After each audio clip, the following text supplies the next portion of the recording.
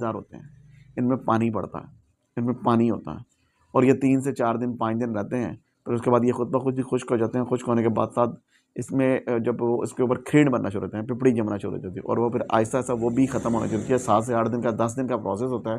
اور اس کے بعد آہستہ آہستہ جو ہے نا وہ ان کا یہاں تک ہوتا ہے کہ اس کے نشان تک نہیں رہتے ہیں، لیکن اس میں جلن اس میں بہت زیادہ ہوتی ہے، چبھن بہت زیادہ ہوتی ہے، ناقابل برداشت جلن ہوتی ہے، مریض کو بعض وقت کھجانے کو بہت دل کرتا ہے، اور اگر بائی چانس اگر مریض نے کوئی کھجا لیا ہے، کوئی زخم کر لیا ہے، کوئی چھین لیا ہے، تو پھر اس کا نشان اور اس کا زخم کا نشان جو ہے نا وہ رہ جاتے ہیں۔ تو ایسے میں احتیاطی تدابیر یہ کرنی چاہیے کہ سب سے پہلے تو اس مریض کو آپ نے 8 سے 10 دن جو ہے وہ ایک سیپریٹ کمرے میں رکھنا ہے، اس کے استعمال شدہ اشیاء جو ہیں وہ آپ نے سیپریٹ رکھنی ہے۔ اس میں جو وائرس ہوتا ہے اس کا نام ہے ویریسیلا زوسٹر وائرس،